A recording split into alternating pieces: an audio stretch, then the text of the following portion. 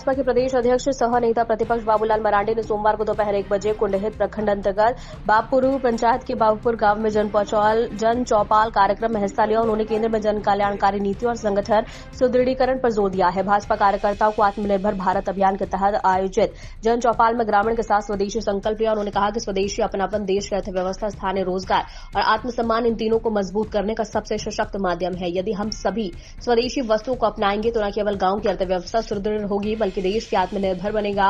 उन्होंने ग्रामीणों की समस्याएं सुनी और समाधान के लिए हर संभव सहयोग का आश्वासन भी दिया है। बाबूलाल मरांडी ने राज्य सरकार की विफलताओं पर तीखा प्रहार करते हुए कहा कि झारखंड में उद्योग तभी लगेंगे जब राज्य सरकार निवेशों को सुरक्षित और पारदर्शी वातावरण देगी। घर की बातें करते हैं। अभी आप देखे होंगे बंगाल में एसआईआर चल रहा है, कई राज्यों में चल रहा है, देश के 12 राज्यों में। तो अपोजिशन के पेट में दर्द हो रहा है। भाई एसआईआर क्या है, आप सब लोगों को जानकारी रखना चाहिए। झारखंड में भी होने वाला है, अभी थोड़ा सर्वे चल रहा होगा। एसआईआर इतना है कि वोटर लिस्ट का शुद्धिकरण है और प्रत्येक 10-20 साल में होता है। आजाद भारत में 10-11 बार हो चुका है, कोई ऐसी बात नहीं कि पहली बार हो रहा है। इलेक्शन कमीशन कर रहा है वोटर लिस्ट का शुद्धिकरण। शुद्धिकरण मतलब ये होता है कि जो लोग मर गए अब उनका वोटर लिस्ट में तो नाम नहीं रहना चाहिए। हटना चाहिए कि नहीं हटना चाहिए? हटना चाहिए। दूसरा है, कोई लोग यहाँ थे बाबूपुर में जब थे, लेकिन यहाँ से कहीं जाकर के बाहर देखो बस गए, तो उनका नाम तो यहाँ हटना चाहिए कि नहीं हटना चाहिए? हटना चाहिए। तीसरा है कि जो विदेश से लोग आकर के, बांग्लादेश से आकर के, बांग्लादेशी मुसलमान रोहिंग्या आकर के बस गए, राशन कार्ड में नाम डाल लिया है, आपका क्या बोलते हैं उसको, आधार कार्ड बना लिया है, कई घर द्वार भी बना लिया है, तो उनको मतदाता वोट देने का अधिकार मिलना चाहिए क्या? नहीं मिलना चाहिए। लेकिन आप उन लोगों को जेएमएम हो, कांग्रेस हो, बंगाल में ममता हो, बिहार में तो बेचारा लोग पस्त हो गया। अब उन लोगों को परेशानी होती है क्योंकि इनका वोट से ये लोग वोट जीतते रहे। संथाल परगना में भी, झारखंड में भी डेमोग्राफी इतना बदला है जिसका आप सुनेंगे तो आप भी चौंक जाएंगे। हिंदू की आबादी भी नहीं बढ़ी है, आदिवासियों की भी आबादी नहीं बढ़ी है।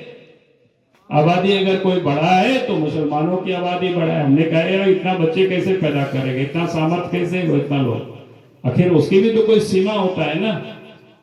तो ये ऑर्गेनिक तरीके से नहीं बढ़े हैं। बांग्लादेश से बंगाल को आया, बिहार को आया, मालदा, मुर्शिदाबाद, फिर पाकुर, फिर ऐसे करके आपके सिवनी, इधर से लोग घुस गया, धीरे धीरे करके लोग आगे बढ़ते जा रहे हैं। आज झारखंड के हर विधानसभा क्षेत्रों में यही है।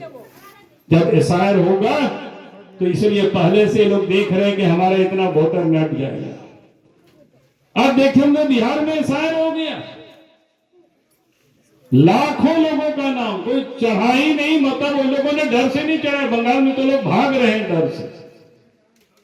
हाय लोग हंगामा कर रहे हैं, माने लोग वोट के लिए राजनीति करते हैं, देश के लिए लोग राजनीति नहीं करते। और इसीलिए मैं आज आप सब लोगों से ये कह रहा हूं कि हमें सावधान रहना है।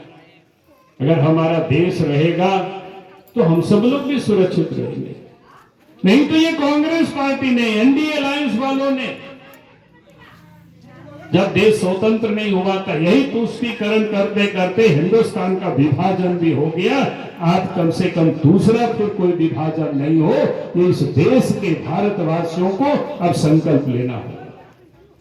अब हमें तय करना हो कि अब हम अपने देश को फिर से बांटने नहीं देंगे। जो भी देश के अंदर में कोई भी लोग रहते वो भारत की संविधान को मानना पड़ेगा।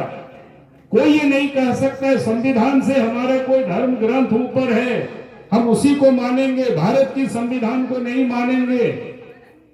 ये अब नहीं चलना चाहिए। अरे लोग हाथ में संविधान लेकर के लोग घूमते रहता है। संविधान की तो वही लोग नहीं मानते। आपने देखा होगा, कोई कहता है हम वंदे मातरम नहीं मानेंगे, नहीं गाएंगे। भैया क्यों नहीं गाओगे, क्या प्रॉब्लम है? ये तो भारत की राष्ट्रीय गीत है। बंकिम चंद्र चटर्जी ने उसको लिखा था, रविंद्रनाथ टैगोर ने उसको गाया था, कांग्रेस ने समझौता किया। ऐसा नहीं चलेगा। आपने देखा होगा, असम में मुख्यमंत्री ने वहां कानून बनाया कि कोई भी व्यक्ति दूसरी शादी नहीं करेगा, दूसरी शादी करेगा उसको जेल जाना पड़ेगा। तो हिंदू को तो कोई आपत्ति नहीं है, लेकिन वहां बाकी लोगों को आपत्ति है, भाई ये हमारा अधिकार में हनन हो रहा है। तो इस प्रकार की जो मानसिकता है देश के अंदर में, उस मानसिकता को समाप्त करनी पड़ेगी। आज जो लोग तुष्टीकरण की राजनीति कर रहे हैं, तो आप जिस दिन संगठित हो जाएंगे, तो आज उनके वोट के लिए खुशामद कर रहे हैं, तो मैं आज आपको बता रहा हूं, जिस दिन इस देश के लोग संगठित हो जाएंगे और भारत के संविधान के साथ खड़े हो जाएंगे, कानून के साथ खड़े हो जाएंगे, वही नेता फिर आपकी बात को सुनेंगे।